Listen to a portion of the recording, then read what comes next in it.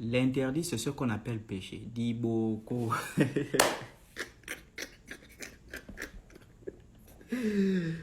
Mais non, non, cher monsieur, vous êtes complètement hors sujet.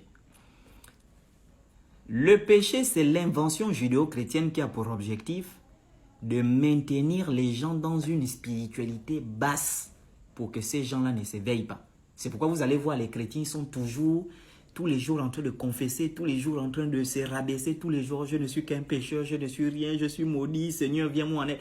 C'est pour les maintenir dans une spiritualité basse afin qu'ils ne s'éveillent jamais. C'est une arnaque complète qui rend l'homme esclave de sa propre conscience. Mais par contre, nous, dans nos valeurs sociales africaines profondes, traditionnelles, ancestrales, culturelles et spirituelles, l'interdit, c'est ce que l'on ne doit pas faire au risque de causer un déséquilibre dans l'univers, dans la société ou dans le fonctionnement de notre propre personne. Je prends un exemple assez simple. Si vous êtes, supposons que vous êtes un père de famille, vous dites à vos enfants, aujourd'hui, n'allumez pas la télé. La télé doit rester arrêtée toute la journée. Vous sortez. Derrière vous, les enfants allument la télé. Ils n'ont pas péché. Ils ont violé un interdit. Et comme l'interdit porte en lui-même le fruit de sa propre perversion, ces enfants doivent, qu'ils le veuillent ou non, assumer les conséquences de la violation de cet interdit, parce que la violation de l'interdit va entraîner un déséquilibre dans votre famille. Pourquoi? Parce que le fait déjà de violer l'interdit montre qu'il y a une désobéissance que les enfants expriment vis-à-vis de leur père. Or, quand un enfant n'obéit plus à son père, ça cause un déséquilibre. Et s'il y a désobéissance, ça veut dire qu'il y a irrespect, donc un manque de respect des enfants vis-à-vis de leur père. En d'autres termes, les rôles sont inversés, ce sont les enfants qui ont le pouvoir et les parents n'ont plus le pouvoir. En d'autres termes, c'est comme si c'était les enfants qui étaient les parents et les parents sont devenus les enfants, ça cause un déséquilibre.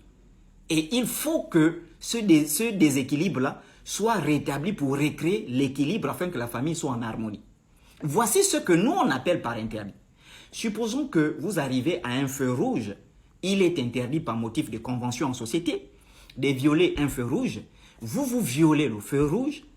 Vous n'avez pas péché, mais vous venez de bafouer un interdit qui aura des conséquences réversibles ou irréversibles. Que celui qui a violé le feu sera obligé de réparer. Ce n'est pas un péché. Moi, je prends un exemple assez simple sur moi. Moi, je ne fais pas l'amour aux femmes dans l'eau. Je ne le fais pas.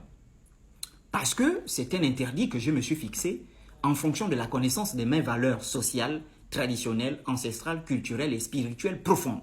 Je ne fais pas l'amour aux femmes dans l'eau. Je vais prendre une femme, on va commencer à aller se coucher à la plage, tu jouis dans l'eau. Je ne fais pas ça. Je ne fais pas l'amour aux femmes en brousse, coucher les filles dans l'herbe ou bien dans la forêt comme les singes. Je ne fais pas ça. Je ne cabine pas dans l'eau. Je prends juste quelques exemples. Je ne fais pas la cave aux femmes, sucer le vagin d'une femme ou bien l'anus d'une femme. Je ne fais pas ça. Ça, ce sont des interdits que je me suis fixés. Et si je décide de briser ces interdits-là, je n'aurai pas péché contre un Dieu ou contre qui que ce soit. J'aurais brisé un interdit et comme l'interdit, je disais tantôt, qu'il porte le fruit de sa propre perversion, cela va causer un déséquilibre dans ma vie personnelle. Et ce déséquilibre pourra être soit spirituel, soit physique, soit mental, etc. Soit professionnel, etc. Donc vous comprenez par là en réalité que l'interdit n'est pas un péché.